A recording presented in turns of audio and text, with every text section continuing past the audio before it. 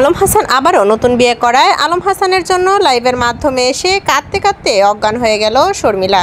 সম্প্রতি জানা যায় আলম হাসান মুক্তা নামের এক মেয়েকে আবারও বিয়ে করেছে। মেয়েটির বাড়ি ঝিনাইদহ। শর্মিলাকে বাদ দিয়ে এবার আলম হাসান নতুনভাবে নিজের জীবনটাকে সাজাতে চলেছে, নতুনভাবে সংসার করতে চলেছে। তবে এবার শর্মিলা লাইভের মাধ্যমে এসে জানিয়েছে যে সে এতদিন পর্যন্ত আশায় ছিল যে আলম হাসান তাকে আবারও মেনে নেবে, যদিও তাদের ডিভোর্স হয়ে গেছে।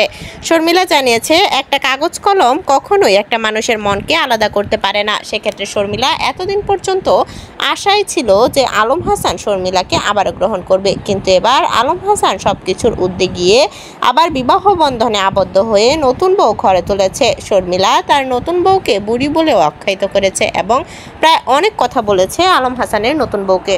বর্তমানে শর্মিলা চেয়েছিল আলম হাসান যেন তাকে আবারও মেনে নেয়। শর্মিলা জানিয়েছে, আমি মিহালকে অনেক ভালোবাসবো। তবে শর্মিলা এবার লাইভের মাধ্যমে এসে এসব কথা বলতে বলতে কান্না করছে এবং অতিরিক্ত কান্না করার এক সময়ে লাইভের চলাকালীনই তিনি অজ্ঞান হয়ে যান এবং পরবর্তীতে তার বোনরা এসে তাকে নিয়ে যায় দ্রুত এবং লাইভ বন্ধ করে। বর্তমানে শর্মিলা একটু সুস্থ আছেন, তবে আলম হাসানের জন্য রীতিমতো ভেঙে পড়েছেন শর্মিলা। আলম হাসান আবারও বিয়ে করার কারণে শর্মিলা রীতিমতো পুরোই ভেঙে পড়েছেন।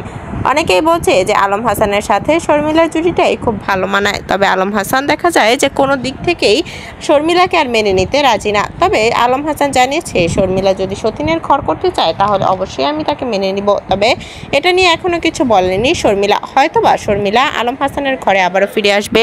শর্মিলা জানিয়েছে যে সে আগে কখনোই চুল খোলা লেখা অবস্থায়ও সে বাহিরে বের হয়নি, কিন্তু এই আলম হাসানের কারণেই শর্মিলা বর্তমানে এতটা উশৃঙ্খল হয়েছেন। শর্মিলা জানিয়েছে আলম হাসান তাকে নিঃস্ব করে ছেড়ে দিয়েছে।